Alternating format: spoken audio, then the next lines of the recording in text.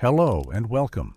I invite you to make yourself comfortable and let the worries of your day slowly fade away as we embark on a quiet journey through history. As you settle into a peaceful space, let your mind wander back to the early 19th century, to the time of the Napoleonic Wars. This is not a dramatic recounting of battles and conquests, but rather a slow, methodical exploration of what life was truly like for the soldiers who marched under the banner of Napoleon. But before we start, if you enjoy these calming stories, please consider subscribing to the channel and giving a like to this video. It helps us continue bringing more peaceful and relaxing content to you. And while you settle in, I'd love to know, what time is it where you are? And from which part of the world are you joining us tonight? It's always fascinating to see how far we've come as we embark on this peaceful journey through time together. Picture, if you will, the endless fields, the steady rhythm of boots marching in sync, and the soft rustling of the wind through the trees on distant battlefields. These were the sounds of an era that shaped the future of Europe. Yet amidst the grand strategies and iconic leaders, the life of the common soldier was one of constant struggle, exhaustion, and resilience. I encourage you to settle back, close your eyes, and allow your thoughts to drift. As we begin our story, let the calmness of the past gently guide you into a relaxed state where time slows down and the rhythm of the narrative carries you toward rest. Imagine for a moment that you are one of the countless soldiers who enlisted in Napoleon's army. The early morning is cold, and the damp earth beneath your boots is thick with the mist of dawn. There is no luxury of a soft bed or the comfort of a warm home to wake up to. Your shelter for the night is often little more than a rough makeshift tent or, in the worst cases, simply the open sky. The day begins before the first light, as the soldiers are roused by the sharp, repetitive sound of a drum. The noise pierces the stillness of the morning, pulling them from whatever fragmented sleep they were able to find.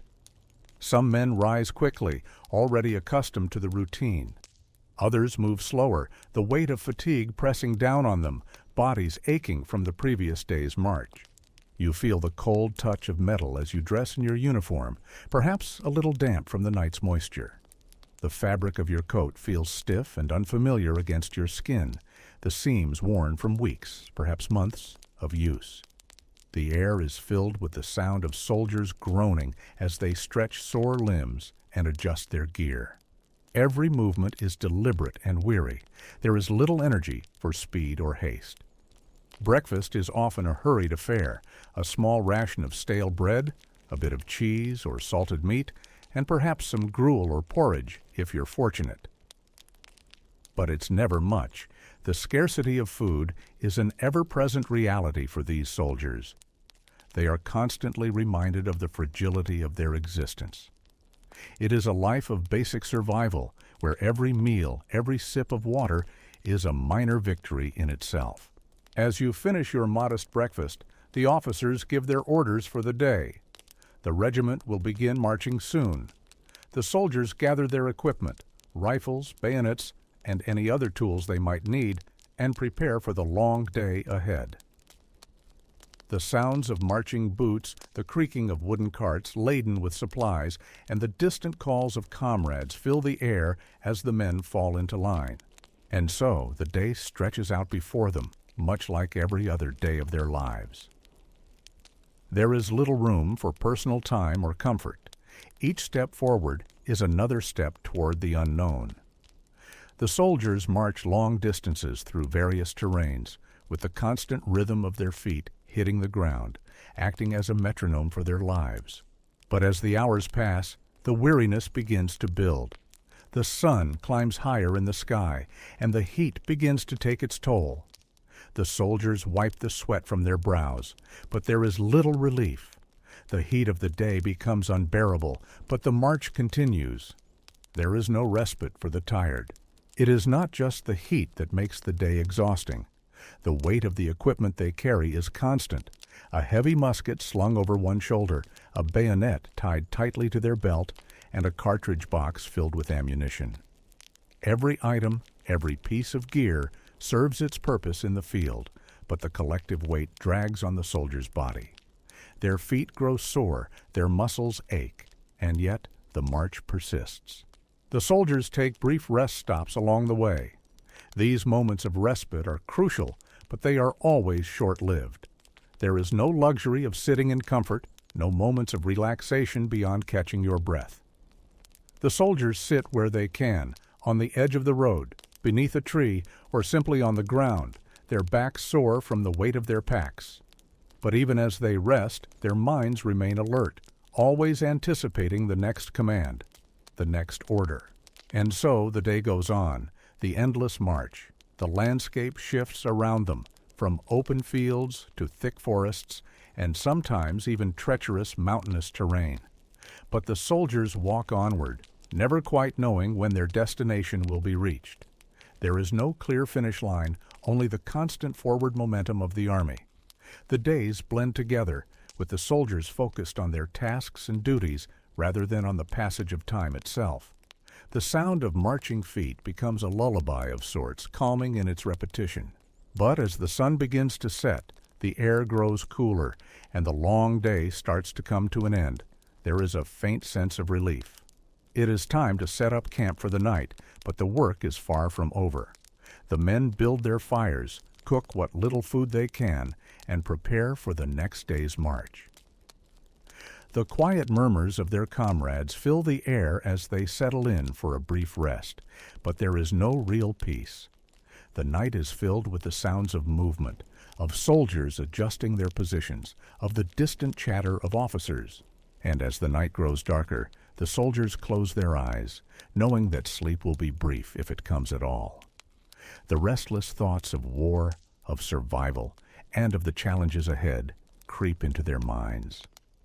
They know that tomorrow, like every other day, will begin before the sun rises, and they will rise with it, tired but resolute. As you continue to settle into the calming atmosphere of this journey, imagine yourself slipping into the well-worn boots of a soldier from the Napoleonic Wars. Before you even begin your day, there is the routine task of donning your uniform. This uniform, though simple, carries the weight of history, and as you put it on, you can feel the connection to those who wore it before you, the countless soldiers who marched, fought, and suffered under the banner of Napoleon. The uniform, though practical in its design, was not always the most comfortable. Each piece was intended to serve a purpose, and over time it became an integral part of the soldier's identity. The heavy woolen coat, often scratchy against the skin, was designed to provide warmth during long marches and cold nights, but its weight also added to the physical burden of daily life. It was a coat that could withstand the wear and tear of endless campaigns, but it was also a constant reminder of the hardships faced by those who wore it. The coat was typically dark blue or gray, with a series of brass buttons that gleamed in the sun during moments of victory. The cuffs were often lined with red, denoting the soldier's regiment. As you slip your arms into the sleeves, the smell of the wool is faint but ever present, a mixture of earth, sweat, and the distant memory of rain-soaked fields. The coat is both a symbol of pride and a weight you carry with each step. Each time you wear it, you feel more like a part of something larger than yourself, but you also feel the immense burden of that identity. Beneath the coat, the soldier wears a simple shirt and trousers. The fabric is rough, and the pants are often too tight or too loose, causing discomfort after hours of walking or standing.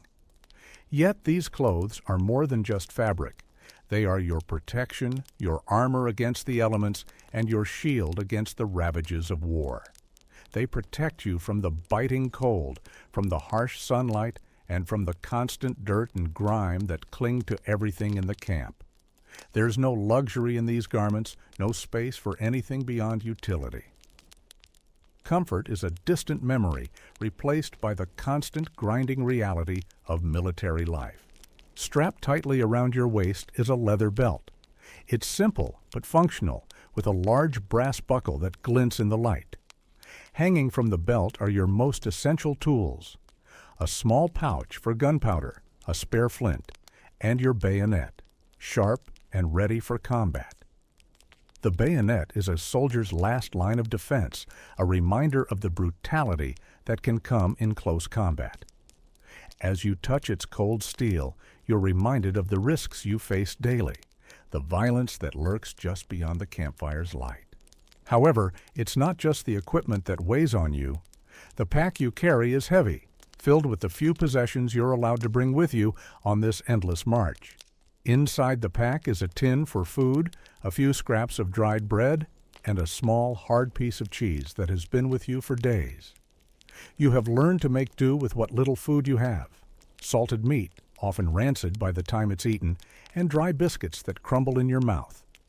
This is the sustenance that keeps you alive, but barely.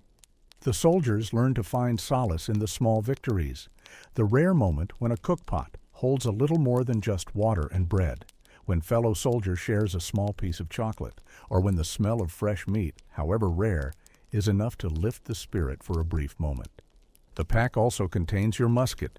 It is your constant companion, your weapon, and your lifeline. The musket is heavy, with a wooden stock that feels worn and familiar. The brass parts are polished, but the metal is often dulled by dirt and use. The rifle is a tool, yes, but also a part of your identity.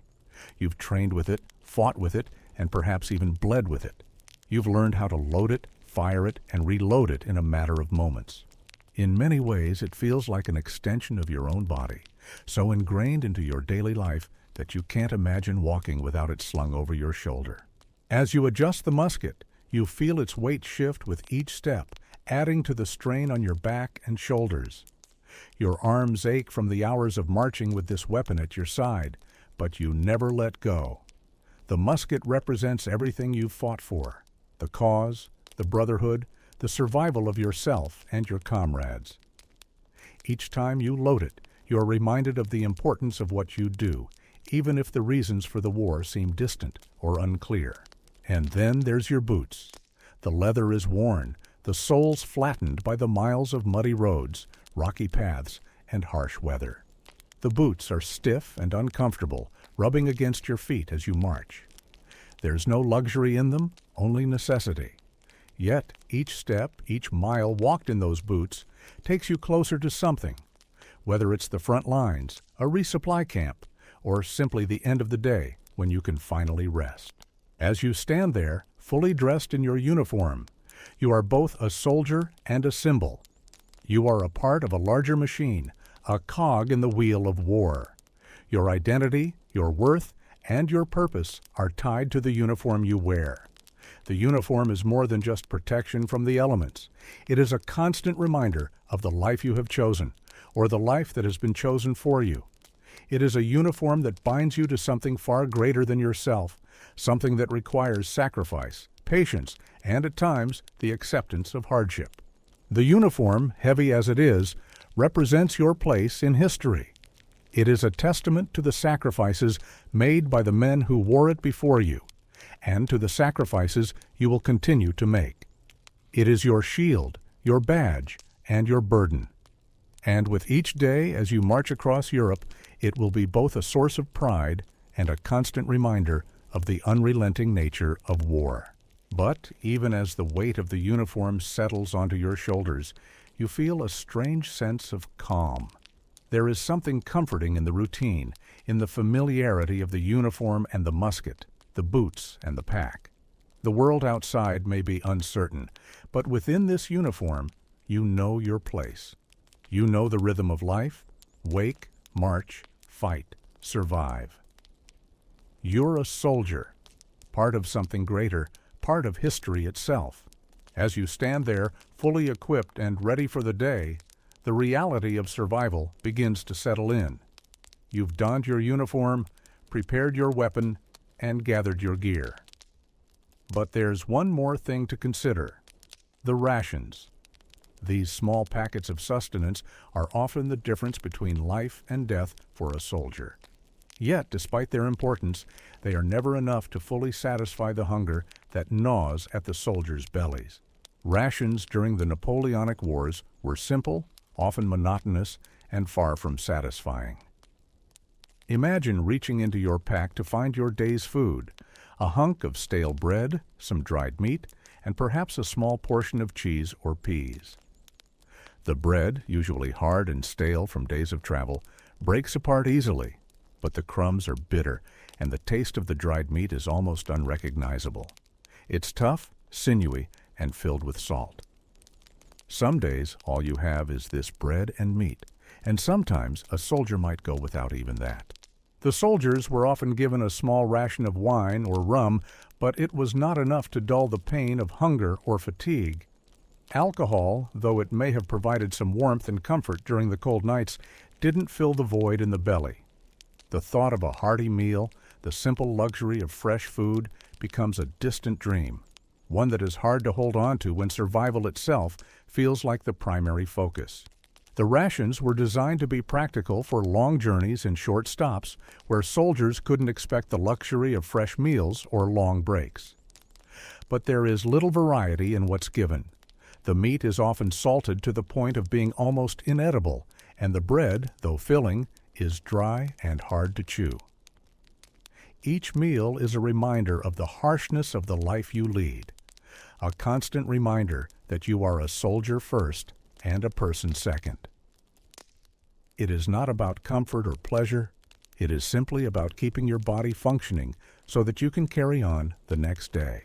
Yet, despite the lack of flavor or warmth, you find that the simple act of eating becomes a ritual, a small moment of normalcy in a chaotic life. Soldiers gather together, sharing what little food they have, trading small portions of meat or a piece of bread. The camaraderie in these moments is as much about survival as it is about keeping the spirit alive. There is a sense of solidarity in these shared moments, a recognition that, despite the hardships, you are all in this together. The rations may be meager, but the bond between comrades is the sustenance that keeps morale from falling apart. At times, when the army is on the move, you might go days without a proper meal. There's no time to sit and enjoy a warm stew or fresh bread. The focus is always on survival, on reaching the next destination or holding the line. Soldiers grow accustomed to this hunger, though it is never fully accepted. The stomach may growl, but there is little time for complaints. You push through, knowing that there will be food eventually, even if it's not much. The true weight of hunger becomes a constant companion, one that affects not just your body, but your mind. As the days stretch on, the hunger becomes more than just an inconvenience. It's a reminder of the relentless nature of war, of the sacrifice, and of the price of survival. Sometimes, if the army is fortunate, there will be an opportunity to forage for food along the way. In the forests, soldiers might find berries or edible plants. Villages along the route might provide an opportunity to purchase something fresh, though these items are usually far beyond the means of most soldiers. But even then, the small comforts are fleeting. The soldiers are always on the move, never able to rest for too long, always pushing forward in a world of scarcity and struggle. And yet, there are moments when the soldiers find themselves able to share a bit of joy in these harsh conditions. A fellow soldier might have a small bag of dried fruit, or someone finds a forgotten piece of chocolate, and for a brief moment, the soldiers are reminded of the world beyond the battlefield, a world where meals are not a matter of rationing and survival, but of enjoyment. These moments of camaraderie, shared food, and simple pleasures are like little islands of comfort in an ocean of hardship. They are fleeting, but they remind the soldiers that even in the harshest conditions, there is still room for small acts of kindness and shared humanity. As you finish your ration for the day, there's a sense of completion, not that the hunger has gone away, but rather that the body has been sustained just enough to keep you going. The days stretch ahead, filled with the same routines, long marches, scarce meals, and the ongoing fight for survival. But with every step, every ration of food, you know that you're part of something larger, part of a story that will echo throughout history. In the moments of quiet reflection as you sit by the fire, the sounds of your comrades around you, you realize that these small, repetitive acts, eating, marching, surviving, are the lifeblood of the soldier's life. They are the routines that fill the days, the patterns that give structure to a life that might otherwise feel meaningless. These are the moments when a soldier, even in the harshest conditions, can find a sense of purpose. Because, for better or worse, survival becomes the goal, and each day you make it through, each step forward, is a victory. As the sun begins its slow descent beneath the horizon, the soldiers prepare for another night under the stars. The ground beneath you is uneven, harsh. The thick, damp earth clings to your boots as you march forward, and the weight of your gear is constant, a reminder of the endless journey. You are no stranger to long marches. This is the rhythm of your life. The days blur into one another, an endless cycle of waking, marching, and surviving. The vast open plains stretch out before you, and the rhythmic sound of boots hitting the earth is all you can hear, accompanied only by the occasional clink of your gear. The uniform you wear, though well worn, seems to grow heavier with every mile. Your musket, though familiar, feels more burdensome as the days stretch on. The simple weight of it, alongside your ammunition and supplies, takes a toll on your body. Your shoulders ache, your legs are sore, and you find yourself adjusting your pack yet again, trying to relieve the pressure from your back. The march itself is monotonous. There is little change in the scenery. The fields and forests blur together, and even the weather begins to feel like a constant rather than a variable. The sun burns down on you by day, making the heat almost unbearable, and by night the cold seeps into your bones, no matter how many layers you wear. And still, the march continues. You pass through towns, but there's no time to stop. The army moves like a river, constantly flowing forward, always toward the next objective, the next battle, or the next camp. Along the way, there are brief moments of interaction with the locals, though these encounters are fleeting. Sometimes there's a quick exchange, a few words, a bit of food or drink, and then the army moves on, leaving behind a quiet, lingering sense of loss. But for you, the soldier, the movement is a way of life. It's not about where you're going. It's about the constant motion. There is comfort in the predictability, in the rhythm of the march. The steps become automatic, one foot in front of the other, a steady movement that is both physical and mental. It is not the destination that matters.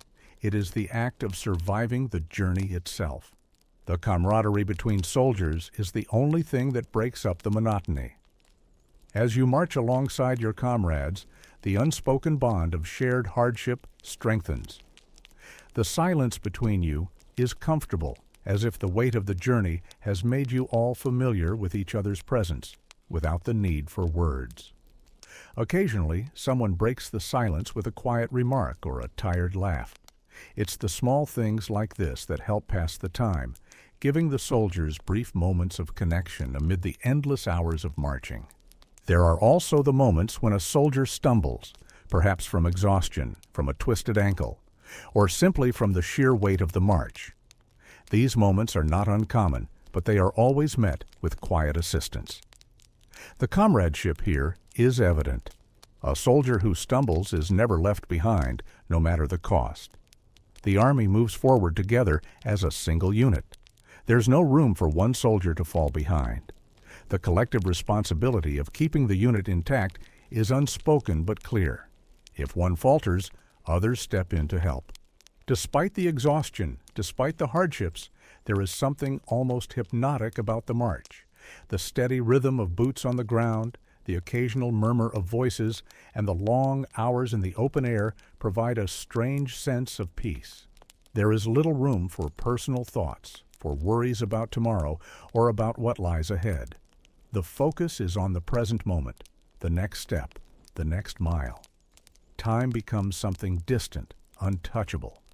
All that matters is the forward movement, and the soldiers take solace in this simplicity. But with each step forward, the terrain changes. Some days the road is soft and muddy, others it is hard and unforgiving. There are moments when the soldiers march across dry plains, where the heat of the sun feels oppressive, And then there are times when the weather turns and rain begins to pour down, making the journey even more grueling. The elements are a constant force. The soldiers have little control over the weather, and yet they must continue. The harsh wind, the driving rain, the relentless sun, they are all factors that soldiers learn to live with, but never grow comfortable with. The weather does not change the march. It only adds another layer of challenge.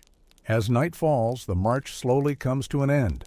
The soldiers set up camp, though the work doesn't stop. There's firewood to collect, a place to sleep to be found, and the ever-present task of securing food for the night. It's not a luxury, it's necessity. The cold night air chills you to the bone as the soldiers settle in for what little rest they can get. The tents are pitched and the low hum of conversation fills the air, though many soldiers are too tired to talk. The fires crackle and the soft sound of distant voices blends with the rustle of the wind through the trees. As the sky darkens, the soldiers lie on the cold ground, wrapped in their thin blankets, attempting to sleep. But sleep, much like food and comfort, is never guaranteed. The weariness of the march creeps into the body, but it's often the mind that resists rest. Thoughts of the journey ahead, of the battles yet to come, linger in the quiet moments. There's no real escape from the routine, from the endless march. And yet, this routine, this unceasing movement forward, is what keeps the soldiers going. It is the rhythm of war, the beat that guides their every step. It is not about comfort or pleasure. It is about survival, about enduring the hardships of the road and finding meaning in the shared experience of the journey. As you lie there in the quiet of the camp, the sound of the march echoes in your mind, and you begin to drift. Tomorrow will bring another day, another march, and yet, for now, there is peace. A fleeting, quiet moment before the routine begins again. As the night deepens, the camp grows quieter. The soldiers rest, but there's a sense of unease that lingers, an invisible weight in the air. The sounds of the world around you, the crackling of fires, the occasional murmur of voices, and the rustling of tents, become the background to your thoughts. But beneath these peaceful sounds, there is something else. A distant clamor, a soft vibration in the air that suggests the reality of the soldier's life. War is never truly silent, even in the moments when no battle is being fought. The tension is always present, even when the soldiers lie still in their tents. The sound of a distant drum, faint but unmistakable, may drift across the camp, reminding you of the marching orders that could come at any moment. It's a subtle reminder that the rhythm of life, for a soldier, is always dictated by the beat of the drum, the call to arms, the sound of preparation. Sometimes it's the soft murmur of distant conversations among the officers, their voices indistinct but filled with purpose. Even if you don't understand the words, you sense the weight of their decisions. The officers speak of strategy, of maneuvers, and of the battle plans that will unfold in the coming days. You, as a common soldier, are not privy to the details. You don't know where the next battle will take place or when the army will march again. All you know is that tomorrow will come with its own set of challenges. The sounds of war also come from within the soldier himself. The small, constant noises of movement, the shifting of weight as a soldier adjusts his position, the scrape of leather boots against the earth, and the occasional cough or sigh.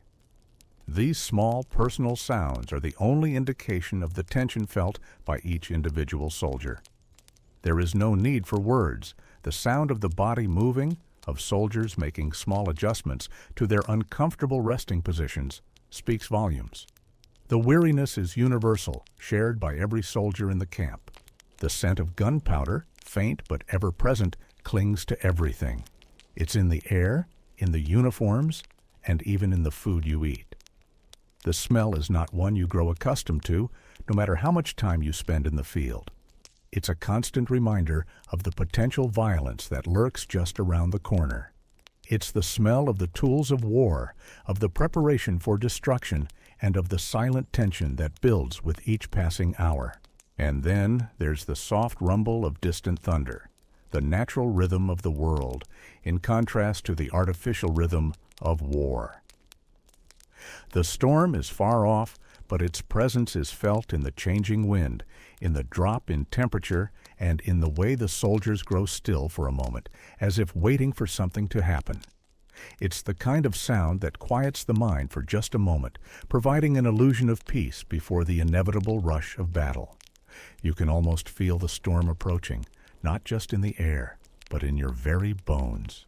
Though the camp feels still and silent now, you know that the sounds of war are always just beneath the surface. There is the constant hum of preparation, the sharpening of bayonets, the cleaning of muskets, and the final adjustments to the soldiers' uniforms. Even as the soldiers rest, they are never truly at ease. The march may have stopped, the battle may be over for today, but the tension remains. It's a low, constant hum, felt in every muscle, in every soldier's heart. When you sleep, the sounds of war linger in your dreams. The distant drumbeat, the faint rattle of musket fire, the call of the officer's orders, they become the soundtrack of your mind. Even in the quiet of the camp, the sounds of war are never far away. And yet, even in this constant clamor, there are small moments of peace. A soldier's laughter, quiet and soft, as he shares a story with a comrade. The simple sound of a soldier cleaning his musket, the rhythmic tapping of his movements. The fire crackling as it burns through the wood, sending off occasional sparks into the dark air. These moments, fleeting as they are, offer a brief respite from the ever-present noise of war. But soon the soldier will return to his march. The drums will beat once more, and the sounds of war will crescendo again. As much as the soldier may want to escape it, the rhythm of war is unyielding. And so, the night passes, with the sounds of the world blending into the constant hum of military life. The quiet of sleep is only temporary.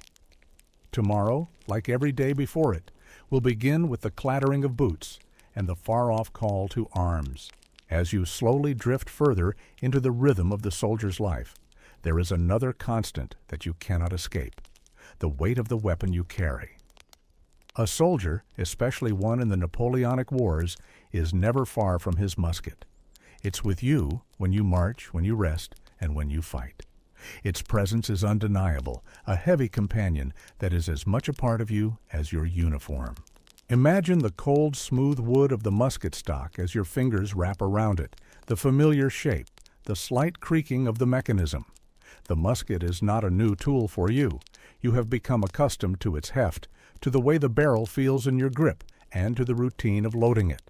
It is a part of your daily existence, just like the constant ache in your feet or the dull fatigue that weighs on your body after days of marching. The musket, though heavy and cumbersome, is an essential part of your identity. It is what separates you from a civilian.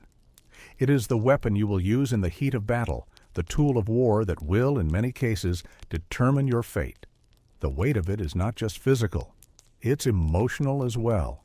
Each time you shoulder it, you're reminded of what you are about to face: the possibility of combat, the potential for death, and the ever-present reality that you may one day have to use it. You carry your musket through the dust and the mud of the battlefield, through the cold, wet conditions of the trenches, and through the endless marches across unfamiliar lands. The musket becomes more than just a weapon. It becomes a symbol of survival.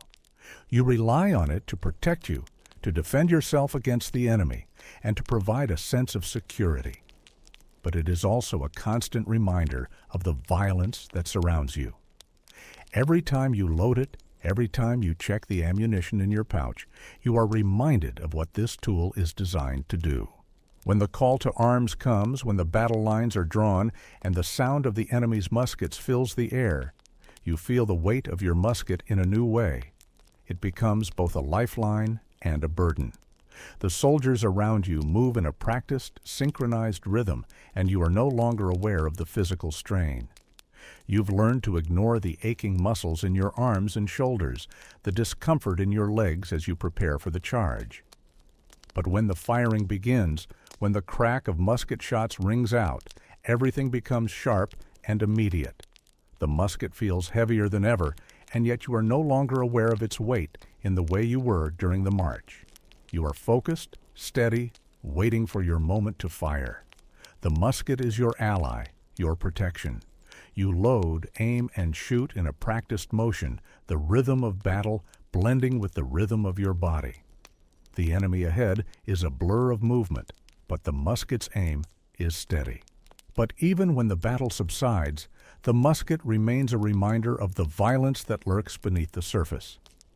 The days after a battle are filled with the same routines: marching, resting, eating, and maintaining your weapon. The musket is cleaned and checked, its barrel inspected, the flint adjusted. It becomes almost like a companion. When you are not fighting, you are always preparing for the next encounter, always keeping your musket ready. The weight of the weapon is not only physical, it is mental as well. It is a tool that separates the soldier from the rest of the world, a marker of his role in this larger machine of war. Every soldier, whether an officer or a common foot soldier, carries the same weight of responsibility. You know that your survival may depend on the reliability of this weapon, on the steadiness of your hand as you aim and fire. In a sense, the musket becomes a part of your mind, constantly present in your thoughts.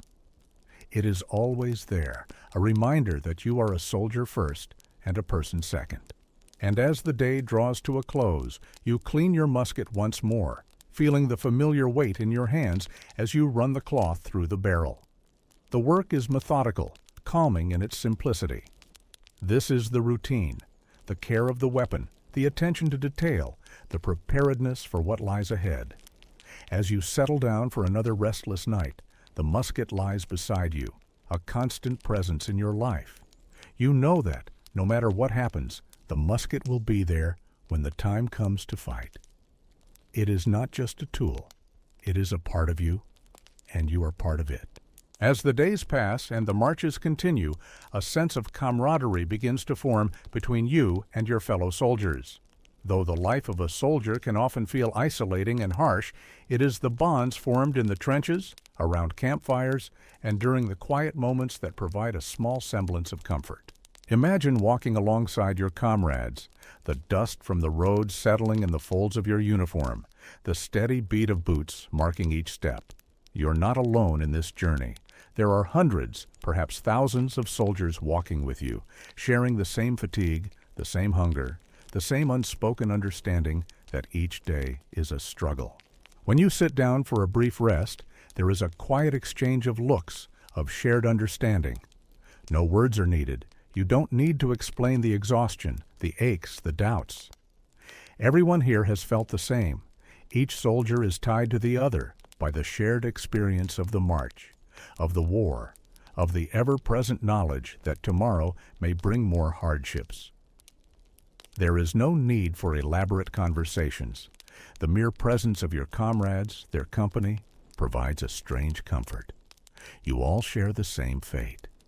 Around the campfire, there are moments of reprieve, of quiet stories shared between the men. One might tell a tale of a home far away, of family and friends, of places that seem so distant and unattainable. Another might share a laugh over an inside joke, a brief moment of levity in the midst of hardship. These stories, these small moments, allow the soldiers to momentarily escape from the reality of war. They provide a fleeting sense of normalcy, a reminder of what life once was, or could have been if the world were different. But even in these moments, there is a sense of isolation. Despite the bonds of brotherhood, each soldier is still an individual, carrying their own thoughts, fears, and uncertainties. The camaraderie that forms is built on shared experiences, but it is not enough to erase the loneliness that comes with the soldier's life. The soldiers live in constant motion, always marching, always moving toward the next unknown.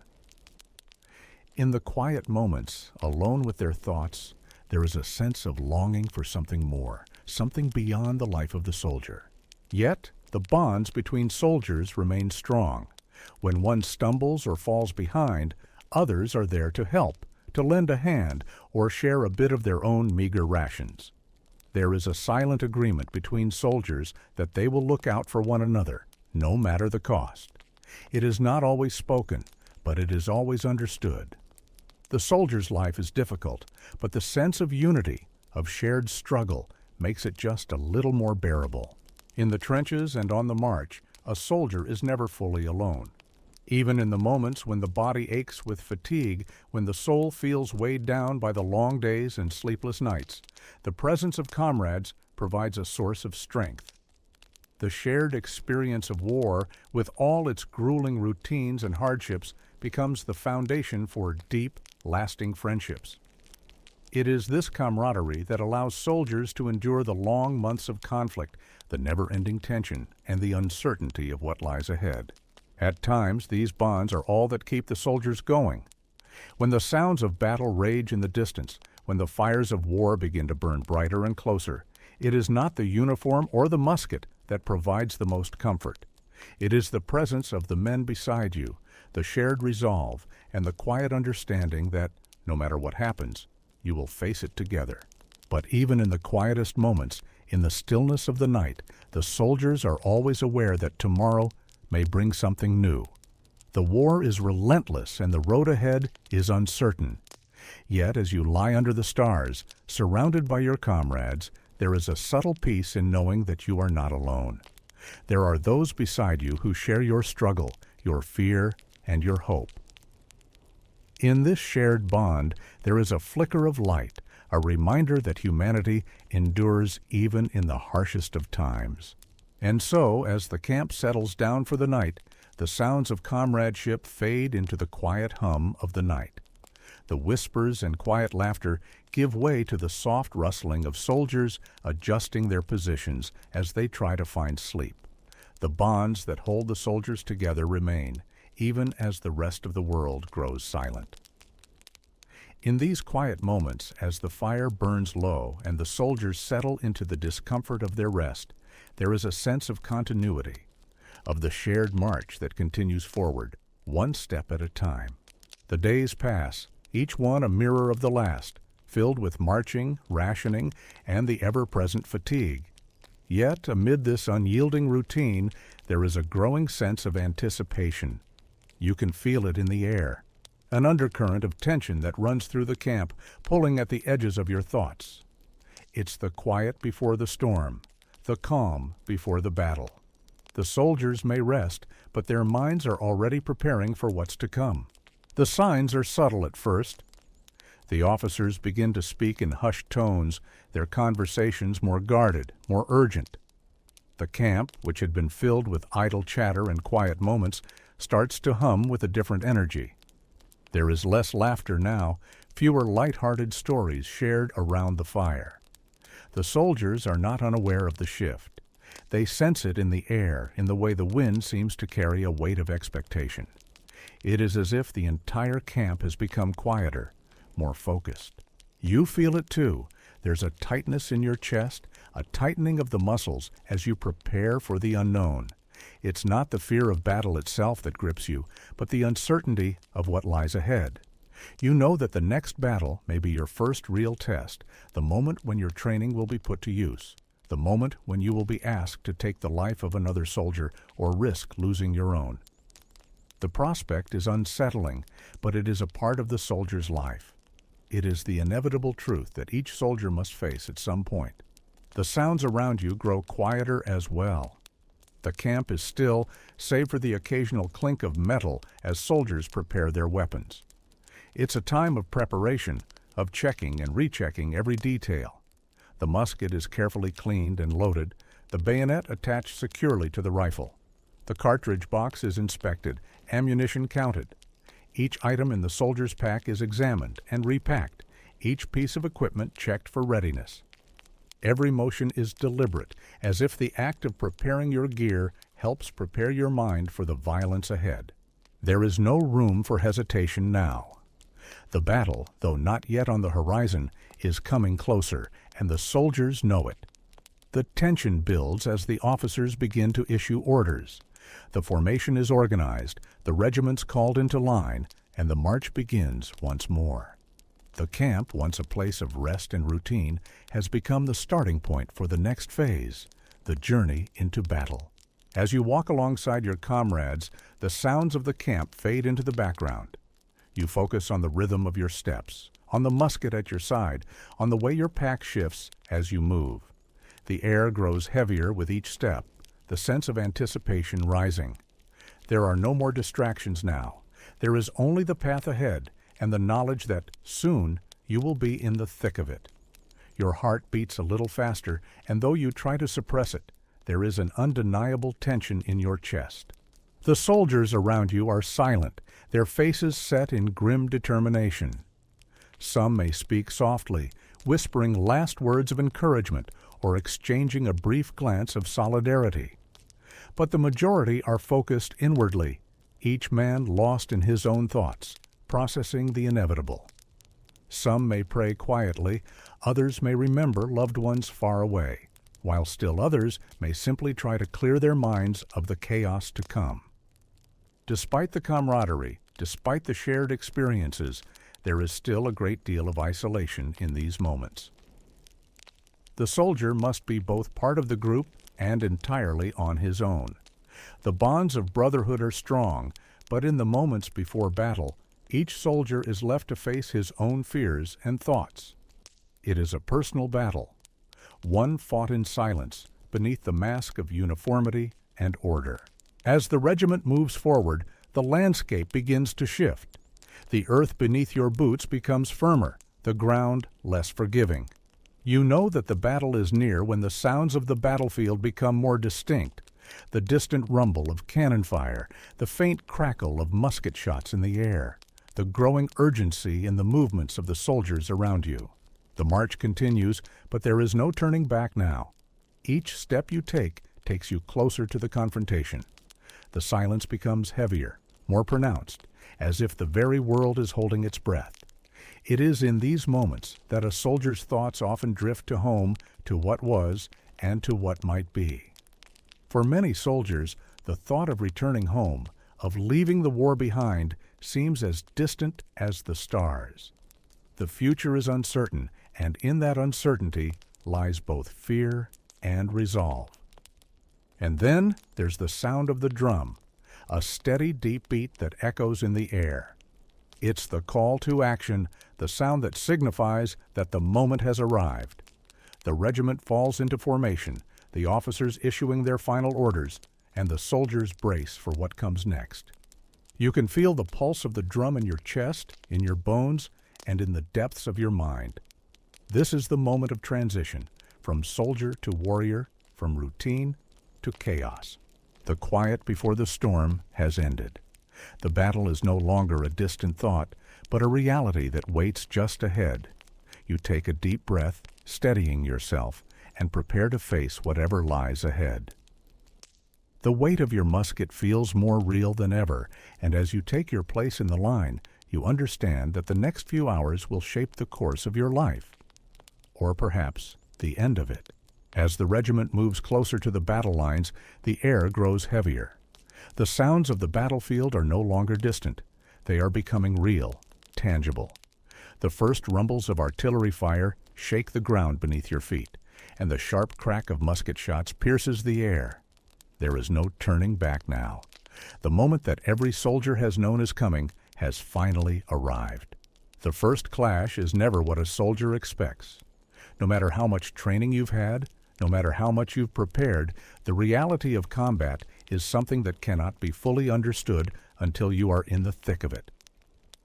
The sight of the enemy's line, the growing cloud of smoke from the cannons, and the ringing of gunfire are overwhelming. The battlefield is chaos, a place where every movement, every decision could mean the difference between life and death. You feel a strange stillness inside as the orders are shouted and the line begins to advance. There is an odd sense of detachment, as if your body knows what to do, even if your mind cannot keep up. The musket feels heavier than ever, its familiar weight now a constant reminder of what you are about to do. The soldiers around you move in unison, their faces set, their movements practiced. You try to steady your breathing, to calm the fluttering in your chest. You know that the only way to survive this is to remain focused, to remain in control. The ground beneath you is littered with debris, the earth churned up by the movement of both armies. As you move forward, your boots sink into the mud, but there's no time to think about it. The sound of the enemy's gunfire grows louder, closer, and you instinctively grip your musket tighter. There is no real strategy here. It's all about survival. Each step forward brings you closer to the chaos, to the shouting, to the sound of muskets being fired in rapid succession. The air is thick with smoke, and the acrid smell of gunpowder fills your lungs, making it difficult to breathe. Then, the first volley of shots from your side rings out, and you are thrown into the moment. The musket recoils sharply in your hands, and you instinctively reload, though your movements are mechanical, automatic. There is no time to think, no room for hesitation. The enemy is upon you now, and the battle has fully begun. In the midst of it, everything is a blur. Faces, uniforms, and the distant sound of shouting soldiers mix together into a cacophony of noise. The ground beneath your feet seems to shift with every movement, and the world feels like it's spinning around you. The soldiers on either side of you move with a practiced urgency, but you are caught in the middle of it all, part of the chaos, yet somehow removed from it. The battle is not a glorious thing. It is not the heroic cinematic image of soldiers charging with swords raised high. It is messy, brutal, and terrifying. Musket fire echoes in the air, the flashes of gunpowder lighting up the smoke-filled battlefield. You hear the cries of fallen comrades, the sounds of metal striking metal, the sickening thud of bodies hitting the ground. There is no time to dwell on what you see, only to continue moving, to keep firing, and to survive. Amidst the chaos, you catch a glimpse of the enemy. Their uniform is similar to yours, their faces just as weary. There is no room for humanity here. The enemy is simply another soldier, and the fight is simply a matter of survival. The face before you is indistinct, just a blur of movement, of arms and legs. You aim, fire, and then reload, the rhythm of the action taking over your thoughts. It's not long before the adrenaline fades, replaced by exhaustion. Your arms ache from the constant reloading, your feet are sore from the march, and your heart is pounding in your chest. The noise becomes a dull hum in the background, and your focus narrows to the simple act of surviving the moment. The world has shrunk to the size of your musket, your comrades around you, and the enemy before you. Time loses all meaning. The minutes seem to stretch, but the battle itself seems endless. Each shot, each movement, is a battle in itself. You feel the weight of every moment, and yet, at the same time, the moments blur together, one indistinct from the next. You are no longer thinking about the long march, the hardships of the past, or what the future might hold. There is only the fight in front of you, the struggle for survival. The soldiers around you move with mechanical precision, the rhythm of battle dictating their every action. Despite the chaos, there is a strange sense of order to it all. Each soldier knows his role. Each man knows what is expected of him. You are all part of the same machine, each of you playing your part in the larger picture. The fight continues, each volley of musket fire, each charge, a step closer to victory or defeat. And then, as suddenly as it began, there is a lull. The gunfire slows, the smoke clears slightly, and there is a moment of stillness. The battlefield seems to pause, as if the world is catching its breath. The sounds of war fade into the background, replaced by the soft murmurs of soldiers moving through the field. But the reprieve is short-lived. The battle resumes, and the chaos takes over once more. There is no time to think about what just happened, only to continue. The rhythm of survival continues, each moment filled with the uncertainty of what lies ahead. As the sounds of battle begin to fade into the distance, there is a strange quiet that settles over the battlefield. The crackling of gunfire, the sharp cries of soldiers, and the clash of steel all seem to fade away, leaving only the eerie, still silence of the aftermath. The air is thick with smoke, the scent of gunpowder hanging heavy and sharp. The ground beneath your feet is churned up, the earth torn and scarred from the violence that has unfolded. You stand in the midst of it, disoriented and exhausted. The weight of your musket feels like it's doubled. Your body aches from the constant tension, your muscles sore and strained. The adrenaline that once drove you has begun to dissipate, replaced by the dull throb of fatigue. Your mind races, trying to process the chaos, the violence, the sheer enormity of what just happened. But there is no time to reflect, no room for contemplation. Instead, the soldiers around you are moving with purpose. Some are tending to the wounded, others are regrouping, and still more are moving through the battlefield, checking for casualties and making sure that the enemy is no longer a threat. The silence is interrupted only by the quiet murmur of voices, the occasional command being shouted, and the soft sounds of men working to clean up the mess left behind. The battlefield is a chaotic, grim sight. The ground is littered with the bodies of both the fallen and the wounded. Some soldiers lie motionless, their uniforms stained with blood, while others moan softly, clutching at their wounds. There is little time to mourn, however. The reality of war is that death is always present, but there is no time to focus on it. The soldiers know that to survive, they must keep moving, must continue with the grim task at hand. You step carefully around the fallen, your heart heavy with the sight of the carnage. The faces of the dead are haunting in their stillness, the wide eyes of some staring into the sky, others turned downward, caught in their final moments of life. It is a sight you have seen before, and yet it never becomes easier to accept. You cannot look too long. You cannot dwell on the faces of the fallen. There is work to be done. As you move through the battlefield, your focus shifts to the wounded. Some soldiers lie in the dirt, their hands clutching at their bleeding wounds. Others are being carried by comrades, their faces pale and drawn with pain. The cries of the injured echo across the field, but they do not stop the soldiers from working. The wounded are helped where possible, but the reality is that there is no room for compassion in the chaos of war. Soldiers are taught to carry on, to focus on the task at hand.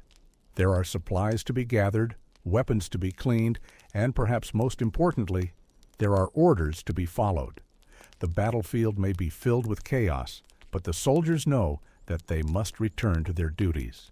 There is no time for reflection, no time for grief.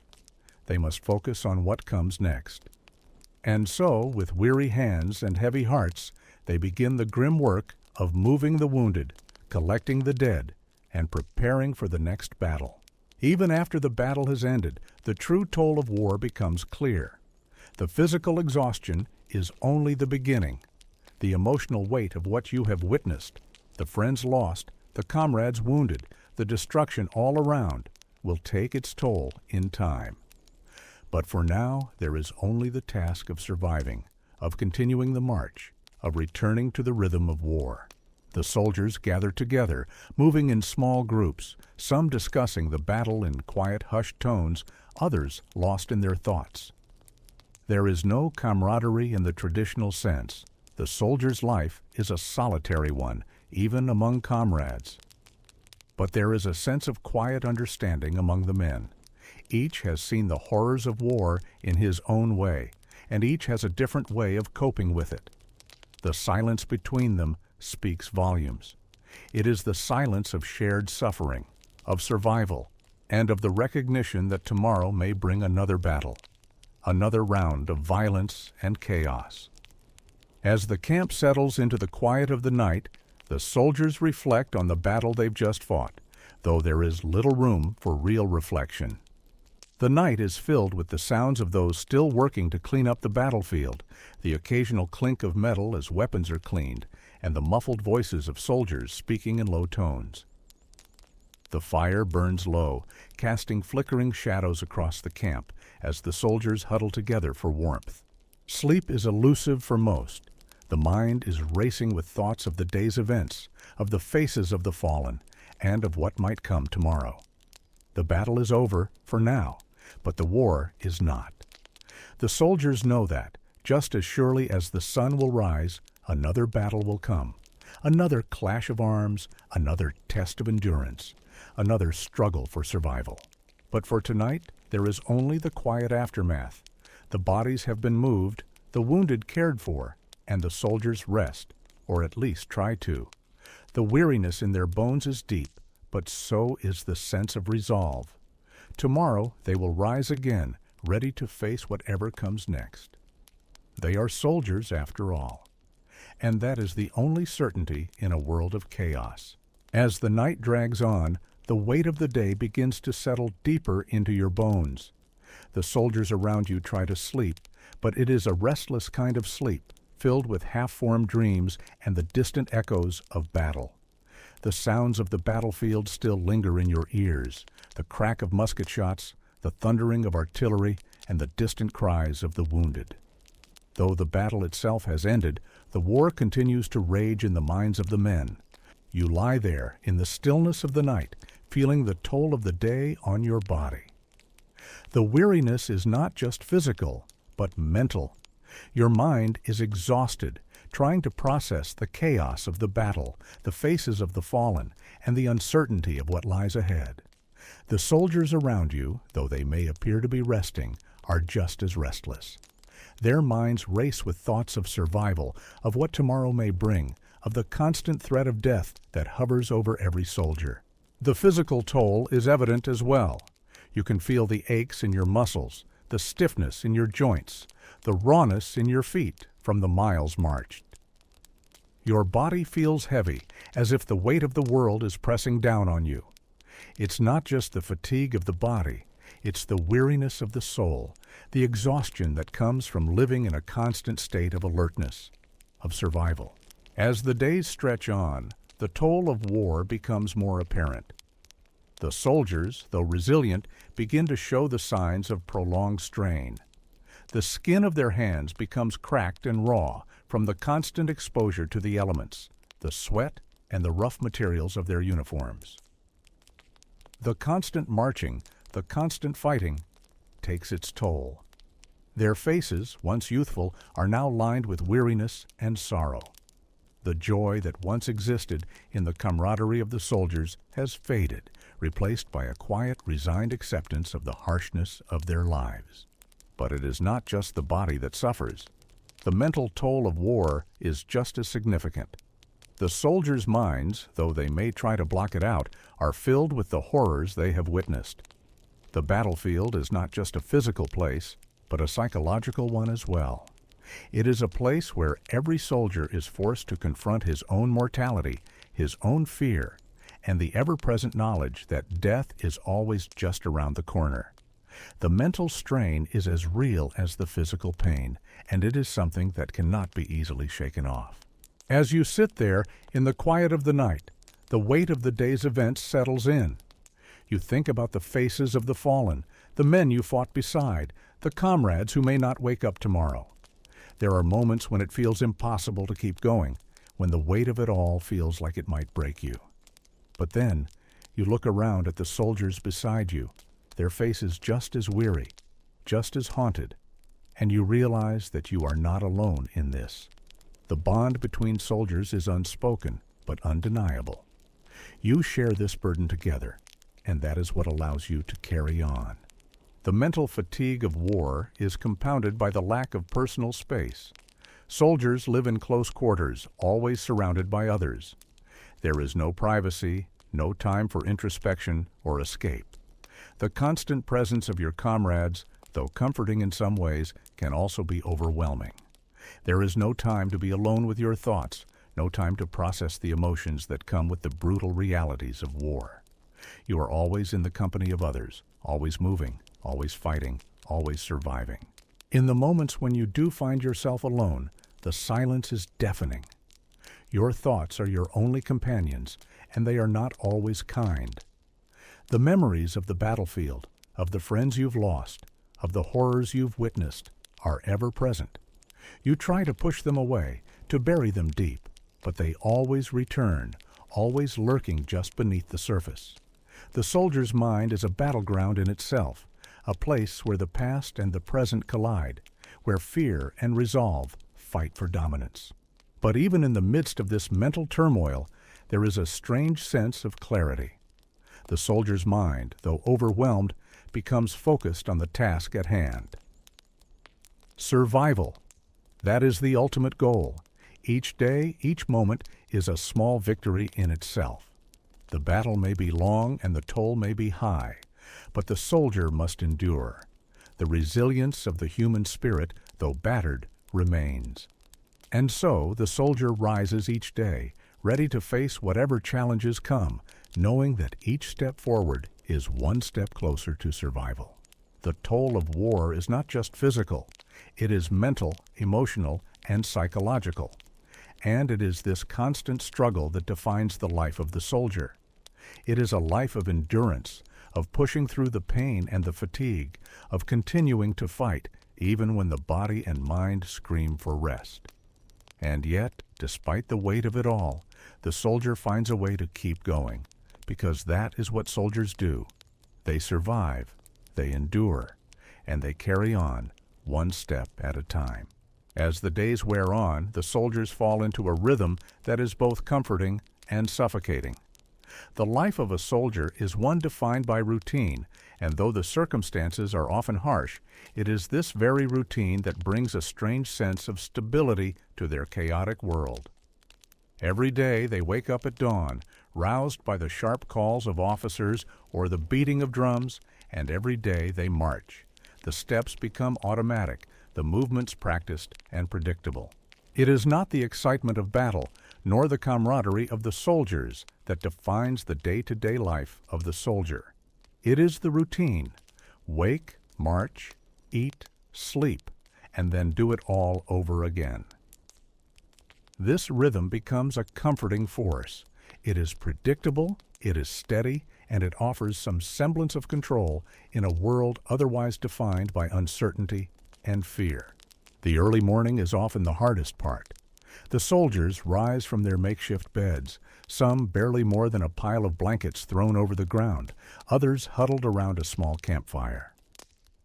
The cold of the early hours seeps into their bones, and the fog of exhaustion still hangs heavily over their minds. The sound of boots shuffling across the damp earth, the occasional muttered curses, and the rustle of equipment as soldiers prepare for the day fill the air. There is no rushing, no hurry. The army moves at its own pace, a steady, relentless march forward. After a quick, often meager breakfast, the soldiers begin their march again.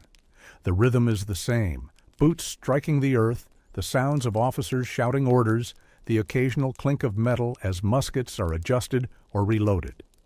The landscape shifts around them. Sometimes they march through open fields, sometimes through dense forests, sometimes over rocky hills.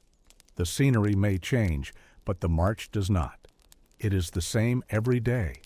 Forward, always forward. The days seem to blend into one another, the sky stretching endlessly above, offering no respite from the monotonous routine. There is little time for reflection, for the soldiers are too busy keeping up with the march, with the constant demands of survival. Occasionally, there are stops for rest, but these moments are fleeting. Soldiers take advantage of these breaks to stretch their legs, drink from their water bottles, and perhaps nibble on their rations.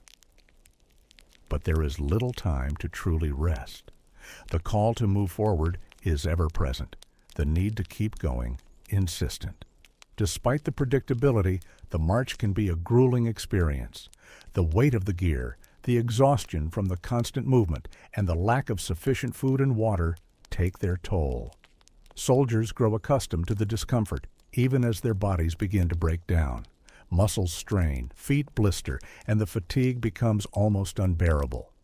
But there is no room for complaints, no time to acknowledge the pain. Soldiers push through it, driven by the rhythm of the march and the knowledge that there is no other option but to continue. And yet, in this unyielding routine, there are small moments of respite. As the soldiers march, they begin to settle into a collective rhythm, their movements synchronized without thought. The grumbling of stomachs, the sore feet, and the aching bodies fade into the background. The march becomes something almost meditative. It's not about the destination. It's about the act of moving forward, step by step, with the knowledge that this will continue until the end of the campaign. The routine is not limited to just the marches. The soldiers also live by a schedule when it comes to their duties and responsibilities. Some soldiers are tasked with cooking, while others clean weapons or maintain the camp. These tasks, though mundane and repetitive, are necessary for survival. Each task is a small, vital piece in the larger machinery of the Army. The soldiers become experts in their respective roles, whether it's tending the fire, setting up tents, or ensuring the muskets are properly cleaned and prepared for the next battle. These duties, while tiring, provide a sense of purpose in the midst of the chaos. They are the anchors in a life that constantly shifts beneath the soldiers' feet. At the end of the day, when the march finally stops, the soldiers set up camp once more. The routine of the evening is much like that of the morning. There's little time to relax, for the soldiers must prepare for the next day. The tents are set up, a fire is kindled, and the rations are distributed. There may be a brief moment of conversation, but often the soldiers are too tired to engage in much. They eat quickly, often in silence, and then prepare for sleep. The rest, however, is never truly restful. The sounds of the camp, the rustling of soldiers, the crackling of the fire, the murmurs of conversation fill the air. There is always the lingering sense of anticipation, of knowing that tomorrow will bring more marching, more hardships, and possibly more battle.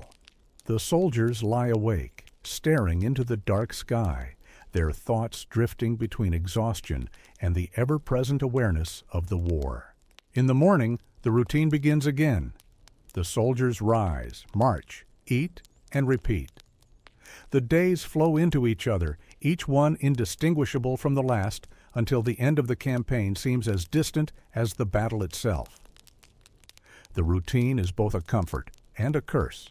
It offers a sense of stability in a world where nothing is certain, but it also serves as a constant reminder of the monotony and the hardship that defines the life of the soldier. This is the way of war, a never-ending cycle of routine, fatigue, and survival. And for the soldiers, this cycle continues, one day at a time, with no end in sight. They carry on because that is what soldiers do. They march, they endure, and they survive. As the days pass, there is a constant undercurrent of unease that runs through the soldiers, a quiet but ever-present tension. The soldiers march, eat, and sleep in the predictable rhythm of their routine, but underneath it all, there is always the fear of the unknown. The war is full of uncertainty, and that uncertainty is perhaps the greatest burden of all. For the soldier, the future is always unclear. Imagine, if you will, the feeling that accompanies the unknown, the gnawing doubt in the back of your mind that you may never see home again.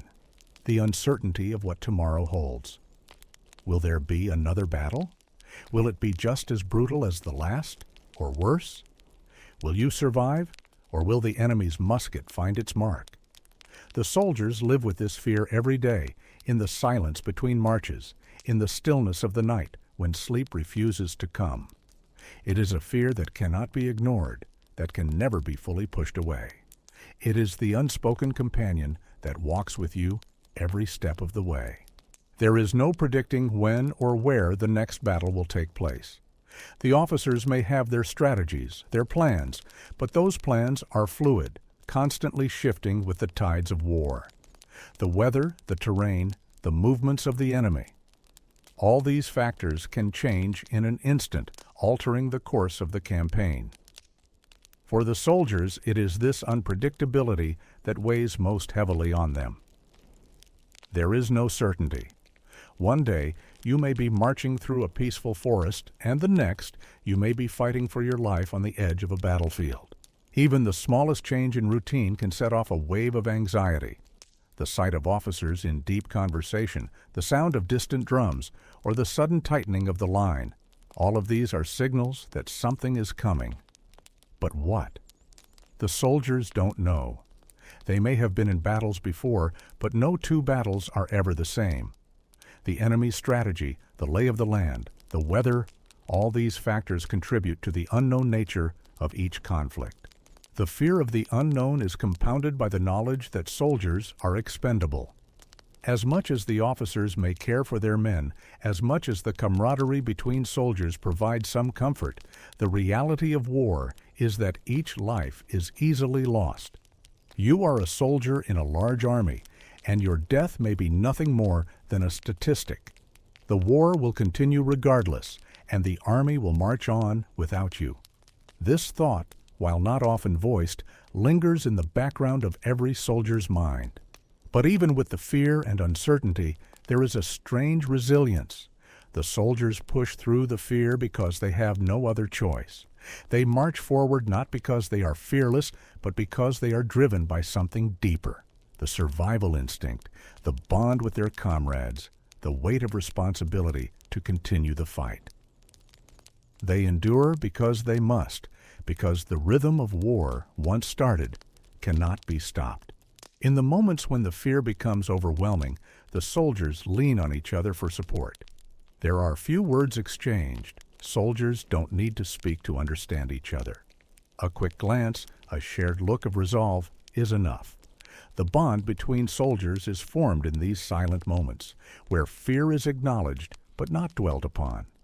The soldiers know that if they allow the fear to take over, they will break. So instead, they continue, forward, onward, focusing on the task at hand, on the things they can control. As the night falls and the soldiers lie awake under the stars, the fear of the unknown lingers still. It is not a fear that is easily quieted. It is the uncertainty of war, of survival, of the unknown dangers that lie ahead. But amidst this fear, there is also a strange sense of peace. The soldiers, though they face the unknown, face it together. There is comfort in the shared experience, in knowing that no matter what happens, they will face it side by side. The unknown may be terrifying, but it is something they will face together, as a unit, as a brotherhood. And so, as the soldiers try to find rest in the darkness of the night, the fear of the unknown remains, but it does not paralyze them. It is simply another part of the soldier's life, a constant companion, just as much a part of the journey as the rhythm of marching, the fatigue of the body, and the weight of the musket. The fear may never fully go away, but the soldier continues forward, step by step, because that is what soldiers do. They march on, driven by the strength of the bond they share and the knowledge that, together, they can face whatever comes. War is, at its core, a constant confrontation with death. But it's not just the enemy that a soldier fears, it's also the loss of those beside him. In the midst of battle, there is little time to focus on the fallen.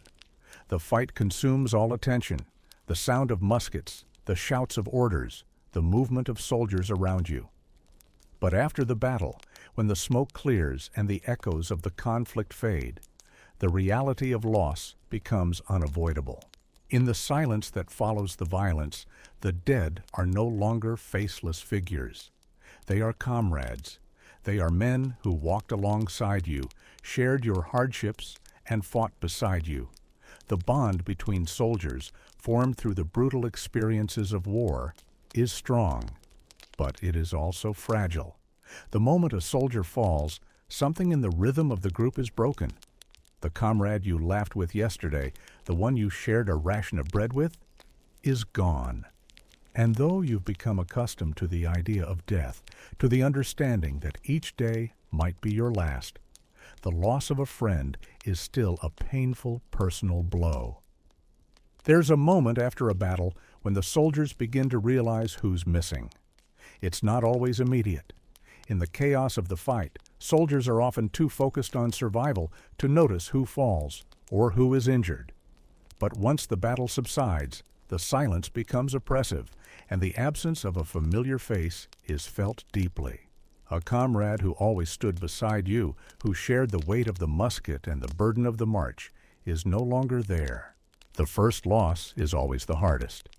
It doesn't matter how many battles you've fought, how many deaths you've seen. The loss of someone you have come to depend on is always a shock. You stand in the middle of the battlefield, surrounded by the chaos, the blood, and the smoke, and for a moment, the world seems to stop. The sounds of the battlefield fade into the background, and all you can hear is the emptiness left by the absence of a friend. The soldiers around you, though they may not show it, feel the same loss. Some turn away, not wanting to show weakness. Others bury their emotions deep, knowing that to mourn openly is to invite the wrath of the war itself. But in those brief moments, as you stand silently beside the body of your fallen comrade, the weight of war becomes unbearable. It is not just the loss of one soldier. It is the reminder that death is always present, always just a step behind, waiting for the next opportunity. The soldiers will bury their comrades as best as they can. The rituals are simple, but the act is no less significant. There are no grand ceremonies, no time for speeches or tributes. The soldiers dig a shallow grave, place their comrade in the earth, and cover him with dirt. There is no room for ceremony in the brutal realities of war. The funeral is quick, efficient, and done with a heavy heart. And then, after a brief moment of silence, the soldiers move on. They continue their march, the loss already buried beneath the weight of the war itself. But the loss stays with them. It lingers in the back of their minds, in the quiet moments when the soldiers reflect on what has happened. The absence of a comrade becomes a permanent hole in the unit, a gap that can never truly be filled. And yet, the soldiers continue. They march on because they must. The war does not stop for grief, and there is no time to dwell on what's been lost. The soldiers will carry their fallen comrades with them, not just in their memories, but in the strength of the bond they shared. Each death is a reminder of the fragility of life, of how easily a soldier's fate can change in an instant. But it is also a reminder of what they fight for the men beside them, for the survival of the group, and for the belief that this will one day end, that this war will one day be over. And yet, in the moments when the soldiers are alone, when the march has ended for the day and the campfire burns low, the weight of the loss is heavy. The soldier's heart carries the memories of those who have fallen, and though the war continues, there is a part of him that will never forget the comrades he lost along the way. The memory of their laughter, their companionship, and their shared hardship stays with him, even as the routine of war presses on. War is a cruel teacher, and the lesson it teaches is one of constant loss. The soldier learns to live with it, to carry the weight of death and grief on his shoulders. But even in the face of this relentless cycle, there is still a flicker of hope. Because despite the death, despite the loss, the soldier knows that there are still those around him, still comrades who will march with him to the end. The bond between soldiers is unbreakable, and it is this bond that gives them the strength to keep going, even in the face of overwhelming loss. As the days continue to drag on, there comes a time when the soldiers begin to sense that the end of the war may be near. It's not always a clear signal. It's not the clamor of victory or the retreat of the enemy that marks this change, but a quiet shift in the air. The routine of marching, fighting, and surviving continues, but there is a subtle undercurrent of change, a feeling that something is different now. The battle lines begin to shift, the orders from higher up become less frequent, and a tentative sense of relief begins to settle in. For the soldiers, the idea of returning home is distant, even unattainable. In the chaos of war, there has been little time to imagine life beyond the battlefield. Home, for most soldiers, is a distant memory, a place they left behind so long ago it almost seems unreal. The thought of family, of friends, of a life that isn't bound by the unyielding march of war, feels foreign. But the prospect of it, the idea of returning to a life free from the constant cycle of conflict, becomes a quiet dream in the back of every soldier's mind. The journey home, however, is not as simple as it may seem. The end of the war does not bring immediate peace. Even in the quiet moments when soldiers are not fighting, the tension never truly dissipates. The soldiers are left to grapple with the psychological weight of the war. They carry the memories of the battles they've fought, the comrades they've lost, and the fear and uncertainty that marked every step of the journey. Returning home means confronting these memories, facing the reality of what has been lost, and trying to reconcile the life they left behind with the one they have now. For some, the prospect of going home is a source of hope. The thought of seeing loved ones, of returning to the comforts of life before the war, offers a brief but powerful sense of relief. But for others, there is anxiety. The soldier has changed in ways that are difficult to understand. The war has shaped him, scarred him, and turned him into someone different. The familiar faces of family and friends may no longer seem so familiar. The soldier is not the same person who left months or years ago, and that realization can be unsettling. As the soldiers march back, the landscape feels different, almost as if the world itself is holding its breath. The steady march forward continues, but now it feels slower, quieter. The destination is no longer a battlefield, but the unknown. The soldiers do not know what awaits them when they return. Will they be welcomed as heroes, or will they return to a world that has moved on without them? The uncertainty of what comes next is almost as heavy as the weight of the march itself. In the final days of the war, when the enemy retreats and the fighting begins to subside, the soldiers begin to sense the possibility of peace. There is no grand victory celebration, no final battle that will define the outcome. Instead, it is a gradual ebbing of the conflict. The sounds of war, the march of soldiers, and the rhythmic beat of drums begin to fade away. But even in this moment of peace, there is no joy, only a quiet, subdued realization that it is over. As the soldiers stand at the edge of the battlefield, looking out across the land they fought so hard to defend, there is a moment of silence. The weight of it all settles in. The battles, the comrades lost, the sacrifices made. The world that they knew during the war seems distant, almost unreal. They stand on the precipice of something new, but the transition is not immediate. There are no cheers, no celebrations, just the quiet understanding that the war is finally coming to an end. The road ahead is not just a physical journey back home, but an emotional one. The soldiers will carry their experiences with them, and though the world may seem peaceful, it will never be the same. The scars of war, both physical and mental, will remain with them long after the uniforms are taken off, long after the drums of war have faded into memory. In the stillness of the final days of the conflict, there is a sense of finality.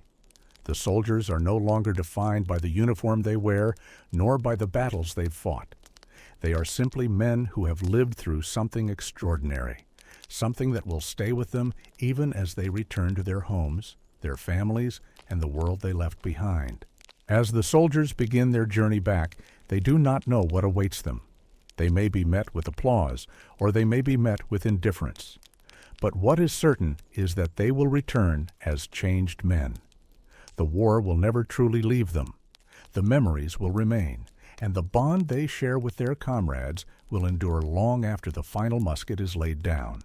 The life of a soldier is defined by the constant ebb and flow of uncertainty, fatigue, and fear. But beyond the individual experience, there is the complex dynamic between soldiers and their officers. Officers in the Napoleonic Wars, much like in any period of warfare, were tasked with not just managing their men, but leading them through some of the most terrifying, uncertain, and brutal circumstances imaginable. Their role was critical, not just from a military standpoint, but from a psychological and emotional one. The role of an officer in the Napoleonic Wars was one of immense responsibility and immense pressure. Officers were tasked with maintaining order, keeping morale high, and ensuring their troops remained ready to fight. Yet this responsibility came with a heavy emotional burden. The officers were often called upon to make life or death decisions for their men, decisions that could change the course of battles or entire wars. Unlike the soldiers who followed orders, officers had to balance tactical strategies, political realities, and the welfare of their men. In battle, an officer's decision could mean the difference between victory and defeat, and sometimes that choice was not as clear-cut as it might seem. Leading men into battle was more than just giving orders. It was a matter of trust. The soldiers looked to their officers for guidance, strength, and courage, knowing that the officer's success or failure was shared by the entire regiment. The weight of the lives of dozens, hundreds, or even thousands of soldiers rested on their shoulders. Imagine standing on the battlefield knowing that your decisions, whether to advance, retreat, or hold the line, will determine whether your comrades survive. And yet, in the chaos of war, these decisions are made quickly, with little room for second guessing. An officer must be confident, composed, and decisive, no matter the weight of the choice. But even the most seasoned officers would face moments of doubt. No one, regardless of rank, is immune to the fear that comes with leadership in times of war. The relationship between soldiers and officers during the Napoleonic Wars was complex and layered with expectations.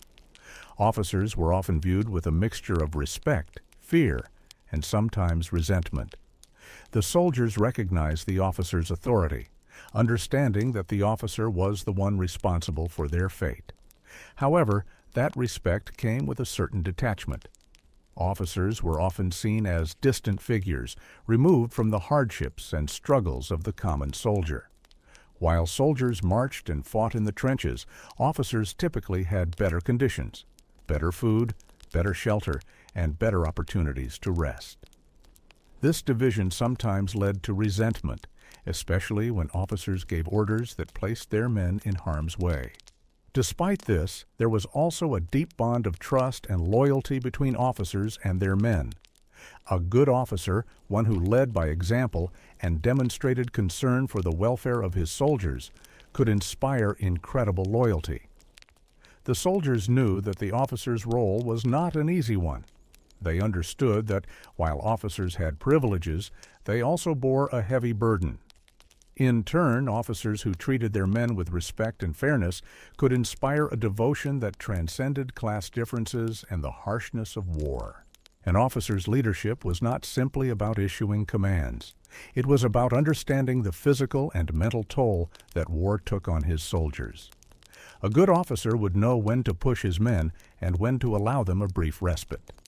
Officers who understood the rhythms of war, the need for rest, the importance of morale, and the weight of constant danger, were the ones who earned the respect and trust of their men. It was not enough to command. Officers had to care deeply for those they led. While soldiers faced the day-to-day fear and physical exhaustion of battle, officers had the additional burden of making decisions that weighed heavily on them. Every decision had its consequences, and no officer could escape the emotional toll of ordering men into dangerous situations. Officers, while often removed from the front lines of battle, were not immune to the psychological effects of war. In fact, their roles sometimes put them in the most difficult emotional positions. Officers had to make decisions with limited information, often in the midst of chaos. They had to balance the needs of their men with the demands of the larger strategic objectives. Sometimes this meant sending soldiers into battle knowing that many might not survive. This knowledge was never far from the officer's mind. Many officers struggled with guilt, even if the decisions they made were strategically sound. The emotional toll of leading men to their deaths, even for the greater good, was immense. Additionally, officers often carried the burden of knowing that the lives of the soldiers depended on their judgment. Soldiers would look to them not just for orders, but for assurance, for guidance in times of fear. Officers had to appear unwavering even when they themselves were uncertain. To show fear or hesitation would be to lose the respect and confidence of their men, something no officer could afford in the heat of battle. Beyond the battlefield, officers also struggled with the emotional scars of war. Many officers returned from the Napoleonic Wars with lasting psychological wounds, including what we would now recognize as PTSD. Though there were no terms for mental trauma at the time, officers were often deeply affected by the memories of battle, the faces of fallen comrades, and the weight of the decisions they had made. Some officers struggled with insomnia, anxiety, and depression, but they had little outlet for these feelings, as military culture often demanded strength and stoicism. The pressure on officers didn't let up after the battles. War, especially as it dragged on, often meant endless days of uncertainty, limited supplies, and the constant stress of managing large groups of men. Officers had to maintain control in dire situations, often making decisions based on limited resources, and they were expected to uphold the spirit of the Army even when morale was low. Leadership in a crisis situation required the officer to be both tactical and empathetic, to balance the hard necessity of military discipline with the understanding that his men were, above all, human. In times of crisis, when the Army faced defeat or seemed to be on the brink of collapse, the emotional strain on officers intensified. Their ability to keep their men organized, focused, and ready for the next battle was tested to its limits. A good officer could galvanize his troops, provide a sense of purpose, and remind them of their greater mission. In the absence of such leadership, however, soldiers could become demoralized, and the unity of the Army could disintegrate. It was the officer's responsibility to hold the Army together, even as it splintered under the stress of war. This emotional and mental burden, carrying the weight of leadership, managing soldiers' morale, and facing the consequences of life and death decisions, shaped the lives of officers in profound ways. Some men emerged from these pressures with strength and resilience, while others found themselves irrevocably altered by the strain of war. Ultimately, an officer's role went far beyond simply leading men into battle. The emotional and psychological burdens they faced, the sacrifices they made, and the way they led their men became the foundation of their legacy. Whether they were remembered as respected leaders or as figures of resentment, the officers shaped the very soul of the Army. They were the ones who determined whether an army could endure, whether soldiers could remain united, and whether they could continue to fight until the end. The bond between soldiers and officers was a delicate one. It was one defined by respect, but also by the shared trauma of war. Officers who led with integrity, compassion, and wisdom were the ones who left a lasting impact on the soldiers they commanded. In the end, while soldiers might march and fight, it was the officers who bore the heavy weight of leadership, who were tasked with guiding their men through the ever-present fog of war. While the battlefield is where soldiers face their most extreme trials, the time between those battles, the moments spent in camp, is where the rhythms of war and daily survival come into sharp contrast. After the intensity of marching or fighting, the camp provides an opportunity for soldiers to catch their breath, to rest and regroup, though even these moments are often filled with their own set of challenges and duties. These moments between the chaos of battle and the harshness of the march are marked by a different kind of struggle, the mental and physical toll of prolonged warfare, the camaraderie that builds among soldiers, and the constant need to maintain some semblance of normality in an otherwise chaotic life. After a long day's march, when the Army finally halts for the evening, the soldiers immediately begin the familiar ritual of setting up camp. There is no moment of rest until this task is completed. The soldiers are used to the drill. The rhythm of their movements is automatic. Some men unroll their bedrolls, others pitch tents, and those with specific duties, cooks, quartermasters, or those assigned to guard, begin their work immediately. Each soldier knows their role in the camp, even though it is often repetitive. They move with purpose, but there is a quiet kind of routine that allows the soldiers to work together without speaking much. The sounds of the camp are a mix of activity: the rustle of canvas as tents are set up, the soft clinking of metal as tools are prepared, the crackle of firewood being gathered, and the low murmur of voices exchanging news or discussing the day's events. The air fills with the scent of damp earth, burning wood, and occasionally the smoky aroma of food cooking over an open flame. Once the camp is set, soldiers begin to settle in for what little rest they can get. The soldiers may not always sleep in tents. Many simply lay out their blankets on the ground, under the open sky. Some might curl up next to the fire, its warmth a welcome relief after the chill of the evening air. But even in these quiet moments, there is little true peace. The soldiers are constantly on alert, always aware of the possibility of an attack or the need to pack up and move on at any given moment. While camp life is filled with the necessary tasks of survival, maintaining equipment, gathering food, tending to fires, it also provides rare moments of respite where soldiers can briefly pause and reflect on the war and their place in it. The minutes and hours between duties become sacred, brief opportunities to think of family, to dream of life after the war, or even just to reflect on the weariness of the days gone by. As the sun sets, some soldiers will sit around the fire, talking quietly about their homes, their lives before the war. These conversations are important, not for the details, but for the connections they foster. The soldiers share stories of their families, their villages, and their experiences before they were conscripted into the army. In these stories, they find a temporary escape from the present, a reminder of a life that seems impossibly distant and out of reach. Others will write letters, perhaps to their families or loved ones, though such moments of connection are often tinged with sadness. For many soldiers, writing is a way to hold on to something from home, to keep a part of themselves alive amidst the chaos. But writing letters is also bittersweet. The letters, if they are ever sent, often never reach their destinations. Many soldiers were never able to return to see their families again, and letters became one of the few ways to communicate the pain and longing they felt.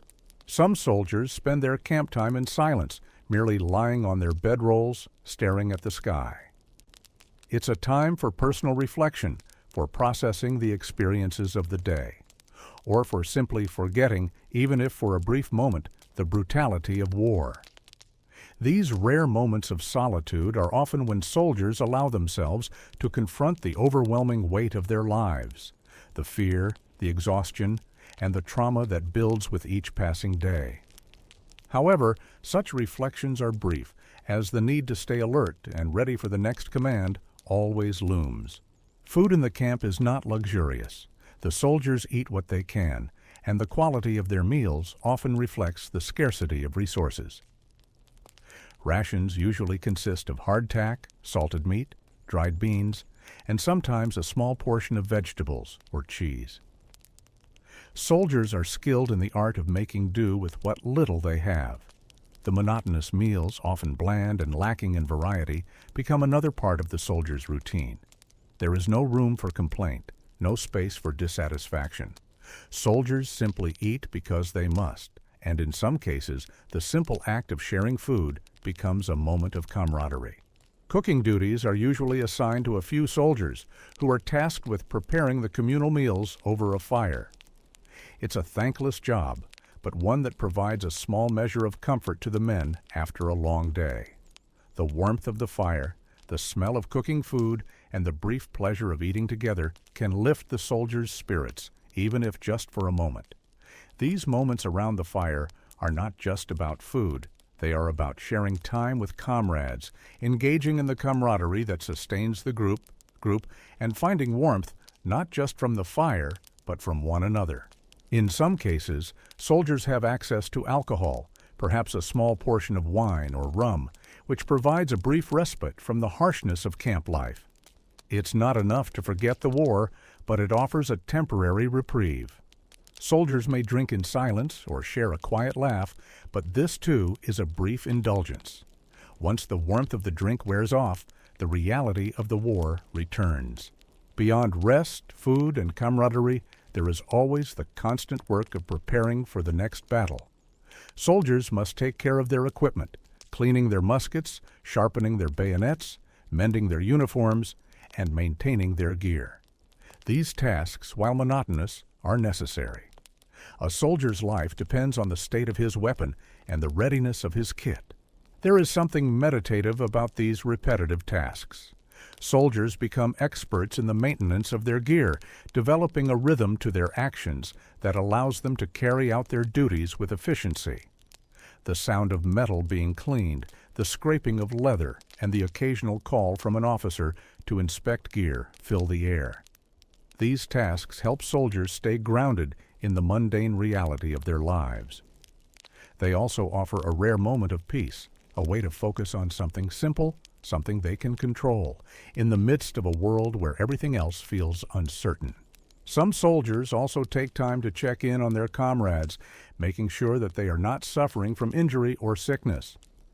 In times of peace, these moments of care, a quick check on a fellow soldier's health, a quiet conversation to alleviate loneliness, become essential. The bonds that form between soldiers in these quiet moments become a foundation for the Army's strength.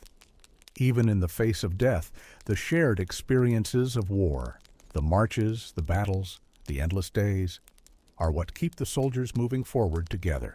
Though camp life is filled with hardships and limitations, the routine of it offers comfort in a way that the chaos of battle cannot. Soldiers know what to expect each day, even if it is just the repetitive tasks of marching, eating, and maintaining their gear. In a life defined by uncertainty, this familiarity becomes a form of psychological stability. The camp, then, is both a space of temporary respite and a reminder of the soldier's larger reality. There is little escape from the war, even in these quiet moments. The ever-present possibility of battle looms over every soldier, shaping the way they spend their time and think about their future. But the moments spent in camp, the camaraderie, the rituals, the fleeting moments of peace, are what allow them to endure. These moments between battles are essential, not just for physical rest, but for mental survival. They offer soldiers a chance to restore themselves, if only briefly, before they are once again thrust into the violence of war. The daily life in camp, in its own way, provides a sense of normalcy, of humanity, in a world that has been consumed by the brutalities of conflict. War, by its very nature, is a fluctuating rhythm of victories and defeats, moments of hope and despair. While soldiers often find strength in the glory of battle or the promise of victory, there are moments in every war when the tide turns against them. In these dark times, the soldier's resilience is tested in ways that even the harshest of battles cannot match. When faced with defeat, retreat, and loss, soldiers are pushed to the limits of their endurance. Their resolve is shattered, their morale severely tested, and it's in these times of crisis that the true nature of survival and leadership comes to the forefront. When a battle is lost, the initial shock is often profound.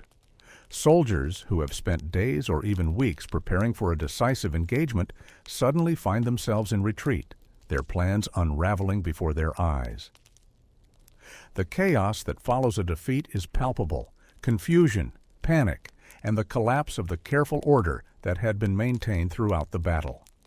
In these moments, soldiers experience a deep sense of loss, not just of territory or strategic advantage, but of the certainty that war, for a brief time, was manageable. The physical and emotional strain of defeat becomes overwhelming. Soldiers who were once united by purpose and discipline may now find themselves questioning the war, their leadership, and their very survival. The uncertainty of what comes next, the possibility of being caught by the enemy, the fear of further engagements, or the struggle to simply survive, weighs heavily on their minds. The bond between comrades becomes even more essential as soldiers cling to one another for support in the face of uncertainty. When retreating after defeat, soldiers often experience a collapse of what had been a structured, regimented life. The order of military routine is replaced with the disorienting chaos of flight. The organized march turns into a scramble to escape. The soldiers' once proud march now replaced by a hurried retreat, sometimes under the cover of darkness, sometimes in broad daylight. The once disciplined unit dissolves into a disorganized crowd, and the weight of a loss turns the soldiers from warriors into survivors, grasping at the small hope of getting out alive. Retreat itself can be just as physically demanding as combat. The march back from the battlefield is often fraught with danger, with soldiers fatigued from battle and further drained by the long and often treacherous journey. The lack of food and water, the exhaustion from previous fights, and the constant anxiety of being pursued by the enemy combine to create an atmosphere of despair.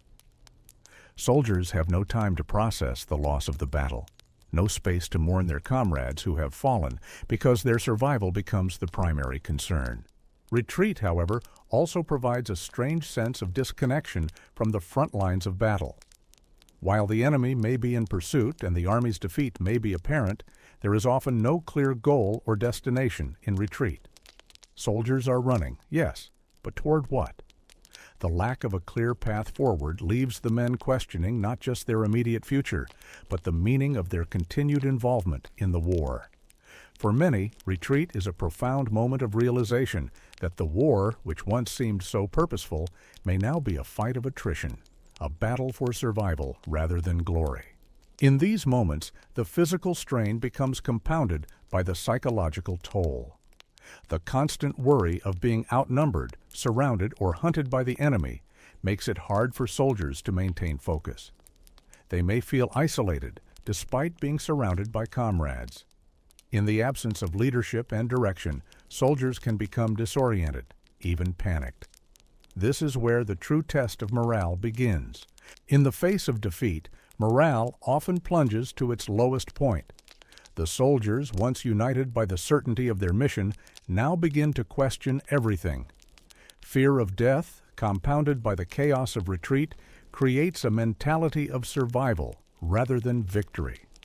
The sense of comradeship that once bound soldiers together can begin to fray. There is a deep emotional cost to defeat, as soldiers lose faith not just in the war effort, but in themselves and in the leadership that has failed them. It is in these moments that the soldier's mindset is most vulnerable. Soldiers begin to ask, what's the point of fighting anymore? The loss of a battle is not just a blow to the army's strength. It is a blow to the soldiers' spirits. They begin to question whether their efforts are in vain and whether their sacrifice will ever lead to a meaningful victory. The fear of further losses, of more battles with no clear outcome, creates a sense of hopelessness that can be difficult to overcome. In these times of crisis, the role of the officer, the leader, becomes critical. An officer must face the same fear and doubt as his men, but he cannot afford to show it. He must inspire his men, remind them of their duty, and rekindle the hope that seems lost. This is not easy, especially when the reality of defeat is so overwhelming. Officers who can maintain their composure and offer a sense of direction, even in retreat, are vital to the soldiers' morale. The soldiers, however reluctant or disheartened, look to their leaders for reassurance. It's the officer's responsibility to lead by example, to show that the retreat is not a final surrender, but a necessary tactical decision. The ability to inspire soldiers, to give them a reason to continue moving forward, even if that reason is just the promise of surviving another day, is what often keeps the Army together in the face of overwhelming defeat. There are, however, moments when leadership falters. As defeat drags on and morale continues to plummet, some soldiers begin to lose faith not just in the leadership, but in the entire war effort. This can lead to situations where mutiny and dissent begin to take root. Soldiers who feel abandoned or betrayed may begin to question their superiors, and a breakdown of command can have disastrous consequences. Mutiny can occur when soldiers, desperate for direction, turn against their officers, either out of frustration or fear. Though rare, there are instances where the pressure of continuous retreat, defeat, and hardship leads to open rebellion against the leadership.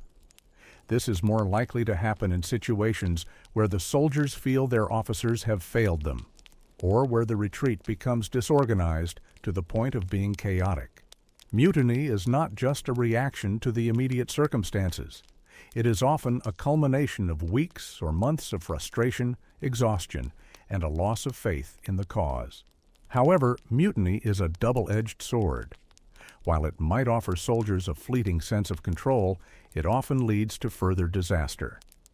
The collapse of order, the chaos that follows, can make survival even more difficult. For soldiers who resist, the question becomes not only one of loyalty to their officers, but also their loyalty to each other. In a moment of crisis, the unity of the soldier's brotherhood can either hold firm or fracture completely. Despite the crushing defeats, the soldiers who survive often rebuild their morale through small victories, moments of personal triumph, shared experiences, and the strength of the camaraderie between them. Whether it's finding a moment of humor in the midst of despair, sharing rations with a fellow soldier, or simply managing to evade a potential ambush, these small moments of success can help soldiers reestablish their sense of purpose. Victory is no longer about winning battles. It is about survival.